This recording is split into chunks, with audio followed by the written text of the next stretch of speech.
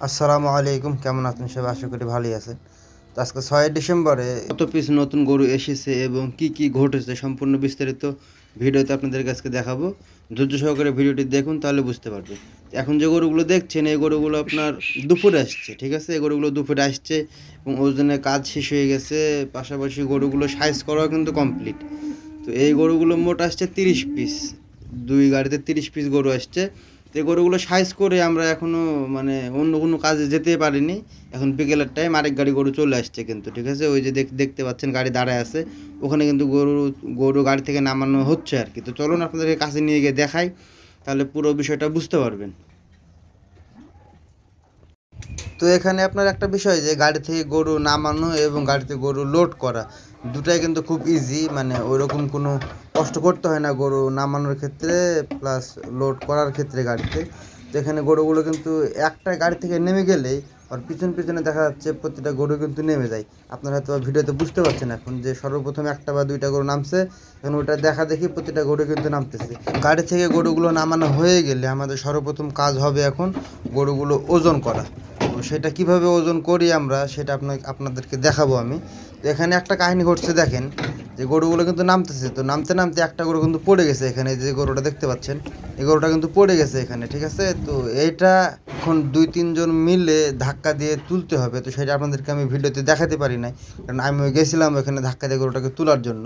তো এখন এই যে গরুগুলো এখানে যেগুলো দেখতে পাচ্ছেন, এখানে আমি হিসাব করতেছি কিন্তু, মানে গণনা করতেছি যে কত পিস গরু আসছে, কারণ ভিডিও করার কারণে আমি এই কাজটা তখন করতে পারি নাই। তাই বেদে আমি শিওর হচ্ছি যে ড্রাইভারে যেটা বলছে যে আমি এত পিস গরু নিয়ে আসছি এবং আমি এখানে কত পিস গরু নামাইলাম, এই বিষয়টা শিওর হওয়ার জন্য আমি গরুগুলো কিন্তু গুনতেছিলাম।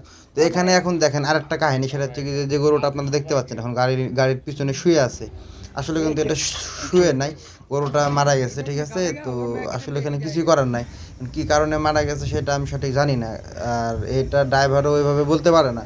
তো এই গরুটা মারা যাওয়ার কারণে বাংলাদেশের টাকায় যদি হিসাব করি প্রায় 2.5 লক্ষ টাকা লস। তো যাই হোক, এখন আপনার হচ্ছে কি যে ওজন করার কাজটা শুরু হয়ে গেছে কিন্তু অলরেডি এখানে।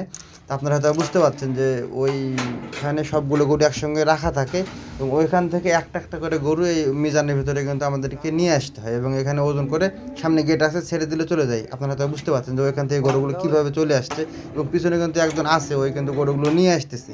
তো এইভাবে আমাদেরকে প্রতিনিয়তই কিন্তু যত গরু আসে খামারে নতুন লটে, প্রতিটা গরুই, ঠিক আছে, এভাবে ওজন করতে হয় আমাদেরকে। এবং এই যে আমি দেখেন এখন রং মারতেছি এখানে, তো আপনারা যে আমার গরুগুলোতে অনেক সময়তে কালার দেখেন, এই কালারটা এখানে এভাবে মারা হয়, কারণ যে এই গরুগুলো হচ্ছে আপনার মিডিয়াম সাইজের গরুগুলোকে রং মারার একটাই কারণ, যাতে বড় গরুর সঙ্গে মিক্স না হয়ে যায় আমরা যখন গরু সাইজ করি তখনটাতে, ঠিক আছে? এর জন্য আমরা কালার মারি যে এইসব গরুগুলো মিডিয়াম সাইজের শুধুমাত্র সেই সব গরুতে। তো এইখানে আপনার এখানে আপনার ওজন করার কাজটা শেষ হয়ে গেলে দেখা যাচ্ছে গরুগুলো আমি সাইজ করব। তো ওইটা আপনাদেরকে আজকের ভিডিওতে দেখাবো না, আমি কীভাবে সাইজ করি অন্য আরেকদিন আরেকটা ভিডিওতে দেখাবো, কারণ ওইটা আপনাদেরকে দেখাতে গেলে হয়তো অনেক বড় হয়ে যাবে ভিডিওটা। তো এটাই ছিল মূল প্রসেস এবং মূল কাহিনী, যে নতুন গরু আসে এবং এরকম ঘটনা 2-1টা ঘটে থাকে আমাদের সঙ্গে প্রতিনিয়ত এবং ওইগুলো ফেস করি আমরা।